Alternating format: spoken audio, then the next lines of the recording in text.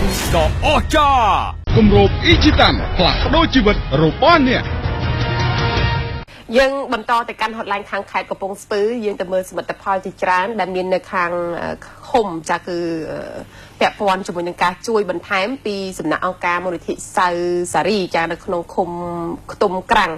ដែលមានទាំងសាលាឃុំជាដើមរួមជាមួយនឹងសមិទ្ធផលផ្សេងៗដែលបងប្អូនប្រជាពលរដ្ឋសប្បាយចិត្តមែនទែនបើទោះថាអង្គការមូលនិធិនេះ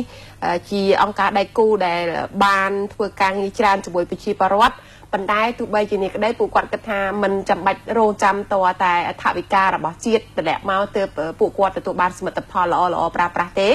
ទោះបីជាយ៉ាងនេះក្តីគឺពួកគាត់សំណូមពរបន្ថែមទៀតទៅដល់បងប្អូនប្រជាពលរដ្ឋដូចគ្នានៅក្នុងមូលដ្ឋានហ្នឹងនៅពេលដែលបានហើយសូមជួយចូលរួមថែរក្សាទាំងអស់គ្នាតែប៉ុន្តែតាំងពីគម្រោងដំបូងមកម្លេះដែលយើងបានផ្សព្វផ្សាយប៉ុន្តែបើតាមការបញ្ជាក់ពីសំណាក់ភ្នាក់ងាររបស់យើងមកថាឥឡូវនេះសាលាឃុំខ្ទុំក្រាំងហ្នឹងគឺស្ថាបនានិងសាងសង់ហ្នឹងរួចរាល់ទៅហើយជាស្ថាពរចាសមិទ្ធផលជាច្រើនក្នុងឃុំខ្ទុំក្រាំងដែលអង្គការមូលនិធិ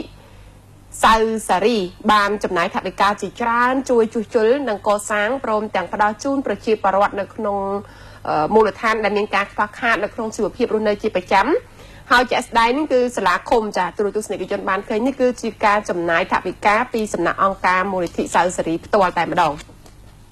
បើតាមលោកភេងស៊ីដែលជាមេឃុំខ្ទុំក្រាំងបានមានប្រសាសន៍បញ្ជាក់ឲ្យក្រុមការងារយើងដឹងថាអង្គការមូលនិធិសៅសារីគឺបានចុះជួយនៅក្នុងឃុំខ្ទុំក្រាំងរបស់លោកនេះតាំងពីឆ្នាំ2010មកម្លេះជំហានទី1នោះគឺមានការធ្វើធុងចម្រោះទឹក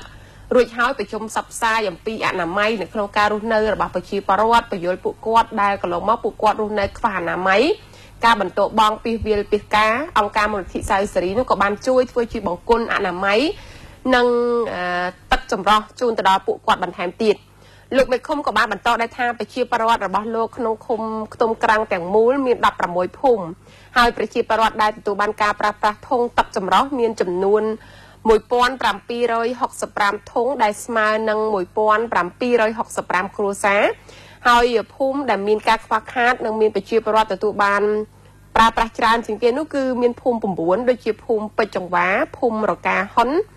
ភូមិព្រៃនរាភូមិច្រកបានសុកភូមិឯកភាពភូមិខ្វាន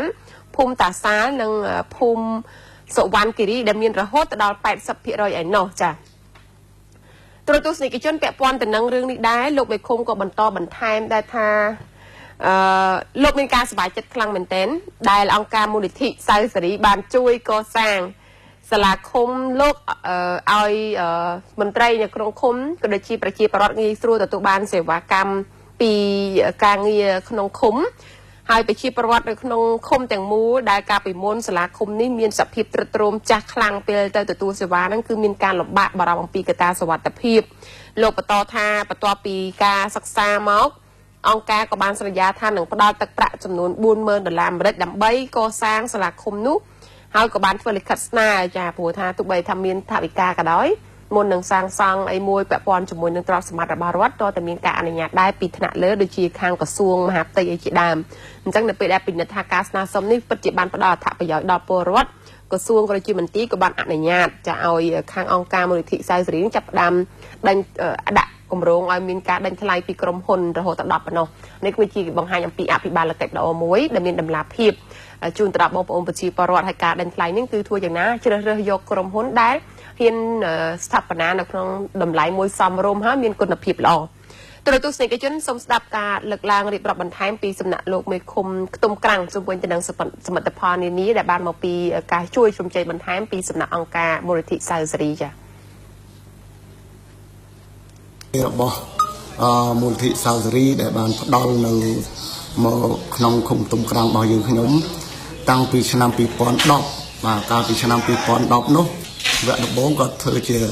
ធុងចម្រោះទឹកស្អាតបាទទឹកជាជីវិតអញ្ចឹងក្រោយពីធ្វើទឹកជាជីវិតបានជោគជ័យមកគាត់ក៏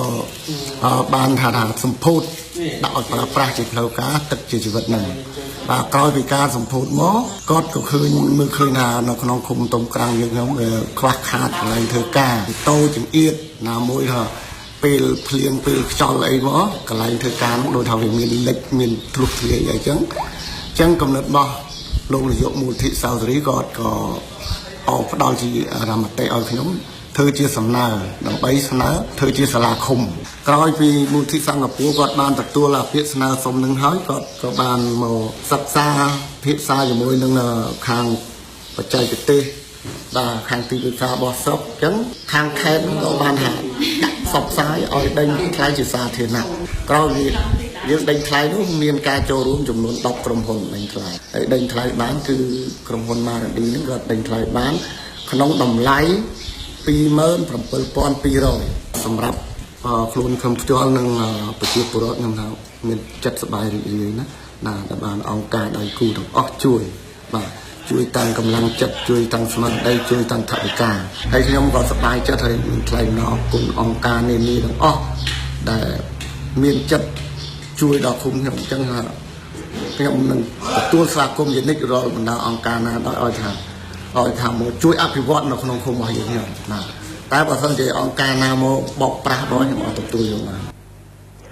ទស្សនិកជនតាក់ទិនទៅនឹងសមិទ្ធផលនេះដែរបើតាមការបញ្ជាក់បន្ថែមពីសំណាក់លោកអ៊ួនវិចិត្រដែលជាប្រធានអង្គការមូលនិធិសៅសេរីលោកបានបញ្ជាក់មកថាអង្គការ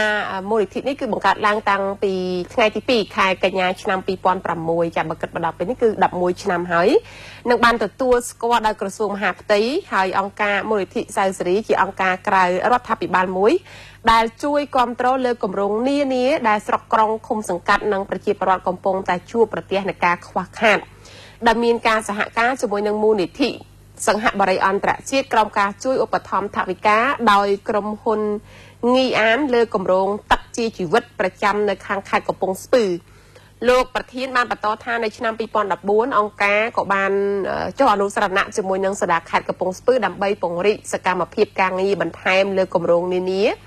ដែលអង្គការមូលនិធិសៅសេរីទទួលបានដោយជាការចុះជួយប្រជាពលរដ្ឋជួបការលំបាកចំនួន3ស្រុកនៅក្នុងខេត្តកំពង់ស្ពឺដែលស្មើនឹង12ឃុំលោកក៏បានបន្តដែរថាអង្គការមូលនិធិសៅសេរីគឺជាអង្គការដែលជួយទៅលើការខ្វះខាតរបស់ប្រជាពលរដ្ឋការលំបាករបស់ពលរដ្ឋជាពិសេសគឺកត្តាជីវភាពប្រចាំថ្ងៃធ្វើយ៉ាងណាជំរុញឲ្យពលរដ្ឋរស់នៅក្នុងការអនាម័យរស់នៅស្អាតដែលមិនធ្វើឲ្យប៉ះពាល់ទៅដល់សុខភាពម្យ៉ាងវិញទៀតដើម្បីចូលរួមចំណែកការកាត់បន្ថយភាពក្រីក្រជាមួយនឹងរាជរដ្ឋាភិបាលកម្ពុជាផងដែរទន្ទឹមនេះដែរបើតាមការសម្ដែងមតិរបស់ពលរដ្ឋគាត់ជាកសិករគាត់រស់នៅក្នុងភូមិច្រកបានសុកឃុំខ្ទុំក្រាំងតែម្ដងគាត់បានរៀបរាប់ថាគាត់ពិតជាសប្បាយចិត្តដំបូងហ្នឹងគឺនៅពេលដែលទទួលបានធុងទឹកចម្រោះគឺជាធុងទឹកស្អាតដែលគាត់អាចប្រើប្រាស់ទឹកដោយមានអនាម័យពីអង្គការមូលនិធិសៅសេរីហើយក្រៅពីនោះក៏ទទួលបាននៅសមិទ្ធផលផ្សេងៗដែលទូរទស្សនិកជនបានឃើញស្រាប់ជាពិសេសគឺសាលាឃុំនេះផ្ទាល់តែម្ដងគឺរៀបចំជួសជុលឲ្យមានភាពល្អប្រសើរដែលងាយស្រួលសម្រាប់ក្រុមប្រឹក្សាក៏ដូចជាមន្ត្រីនៅក្នុងឃុំហ្នឹងគាត់ងាយស្រួលធ្វើការហើយពិសេសគឺនៅពេលដែលទៅទទួលសេវាកម្មផ្សេងៗបញ្ជាក់លិខិតស្នាមធ្វើលិខិតស្នាមផ្សេងៗហ្នឹងក៏ផ្ដល់ភាពងាយស្រួលទៅដល់ប្រជាពលរដ្ឋដូចគ្នាចា៎ឥឡូវនេះសូមស្ដាប់ការបង្ហាញនៅចំណាក់អារម្មណ៍បន្ថែមបន្តិចពីសំណាក់ពលរដ្ឋនៅក្នុងមូលដ្ឋានខាងលើមន្ទីរសៅសេរីបានចុះមកជួយអភិវឌ្ឍក្នុងឃុំក៏ដូចជាភូមិទាំង16នៅក្នុងឃុំទំកាំងរបស់ខ្ញុំគឺមានការអភិវឌ្ឍច្រើនសាងសង់សាលាឃុំហើយក្នុងឃុំទំកាំងដើម្បីបម្រើជាពលរដ្ឋហើយបានចូលរួមជួយផ្នែកអនាម័យមានទាំងបង្គន់ប្រើប្រាស់មានទាំងធុងចម្រោះផ្សេងហើយថាប្រយោជន៍នោះគឺធ្វើឲ្យសុខភាពហ្នឹងគឺល្អ